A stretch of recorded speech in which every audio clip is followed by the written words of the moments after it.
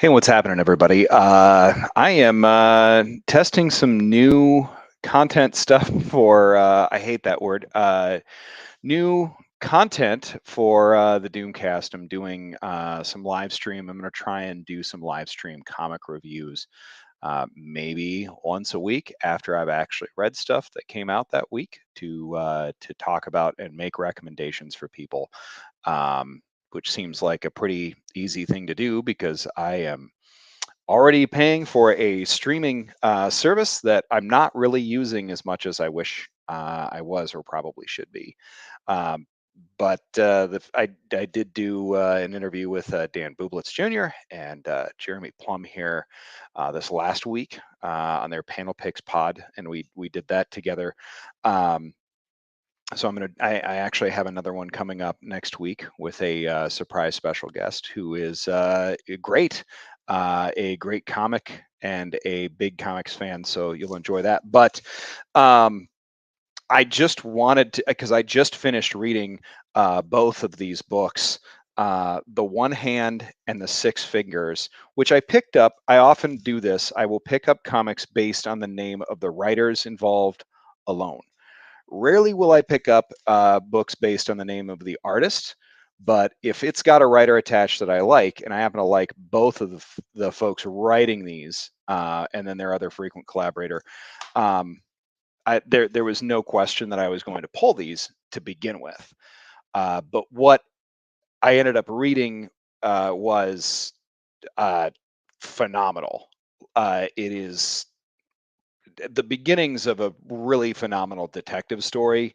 If you like crime drama, noir drama, this very much feels like it's in the vein of other other crime comics like Criminal, Newburn. This is certainly grislier and a little bit more futuristic, but the writers involved, Ram V and Dan Waters. Ram V, of course, is right now writing detective comics. Um, is behind one of my favorite comics of a couple years ago, Many Deaths of Layla Starr. Did the Savage Shores, really prolific, excellent writer. Did a great run on Swamp Thing that was really incredible as well. But Ramvi, I have a lot of respect for. Dan Waters, I have not read as much of, but he's also doing a Loki series with Marvel right now that's fantastically written. Prior to that, he had done a um, a series which I'm now struggling to remember the name of. Arkham. It wasn't Arkham City, but it was based on the circumstances that were happening in Detective Comics, where pretty much all of Batman's Arkham confined villains had escaped and were out in the city. Man, am I going to have to Google this? I probably am. Um, but that was fantastic. Um, Let me see if I can find this. Man, this is dumb.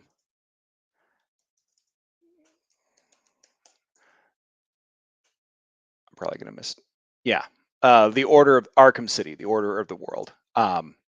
Absolute must read if you are into Batman adjacent stuff.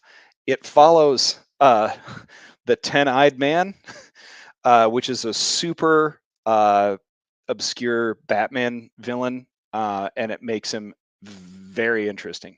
Anyway, so let's jump into these books here. I'm gonna just go ahead and get you a little additional. Hang on just a second.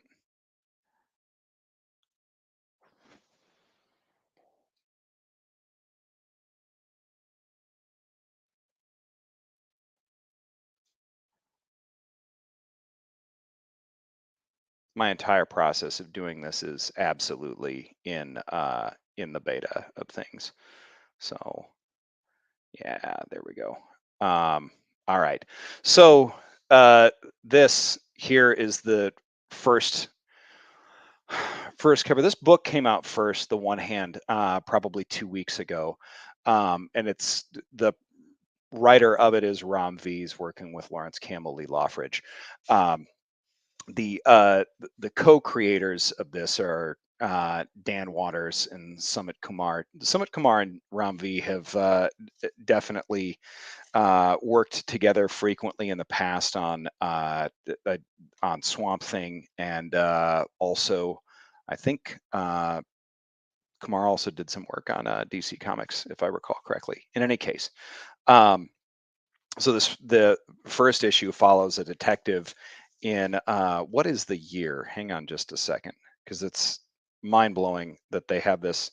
It's one of those neo noir futuristic things where they have everything set in the far future, 2873, but everything looks very similar, um, to a Western city right now. Everything appears to be, all the signage and everything appears to be in English, but this retiring detective R.A. Nasser is about to retire in his make or break case, while he was the king of cops, as it were, in the city Neo Novena, was a one hand killer that had left these red hand marks at crime scenes.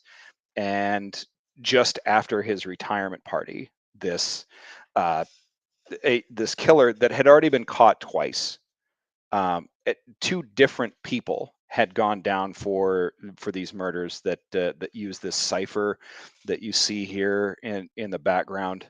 Um, had already been arrested and convicted for these grisly murders. They write this cipher in their victim's blood, and so forth. Anyway, um, and so now he's just insisting he's going to jump on top of this case despite what's happening. Here's an alternate cover, that I didn't pick this one up, but you have the killer here on this side for Waters. It looks like it's a combined of the first issue of each of these. I knew that the Six Fingers was going to be related because I saw the covers and I was like, all right, obviously they're connecting these two. The second book, The Six Fingers, follows this other character who at first it's unclear how he's even connected to any of this. Johannes Vale is ostensibly, this dude here is an archaeology student and works in a radioactive power plant, uh, and, and ends up discovering, um, quite accidentally, while he's at some gala with his girlfriend who's about to break up with him, that he's probably the person that committed these murders. And if you look at, I don't want to necessarily um, spoil any of this here, but this little nub at the end of things actually plays a part because this killer's hand is mutated. In any case, I don't know, these first two issues. I was familiar with Waters and V's work before, but this is really, really, really good. And you can tell most of the time when you have a first issue of something, whether it's going to be something worth picking up consistently.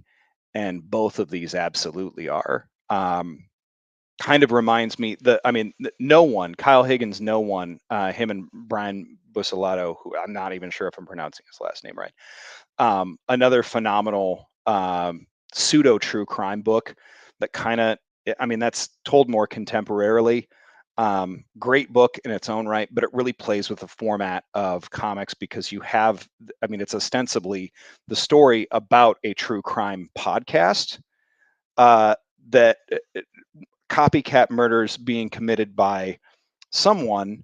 uh, these murders were referred to as the accountability murders, but that whole book, um, by Higgins and Bussolato, no one, kind of has a similar vibe, albeit not quite as heavily noir.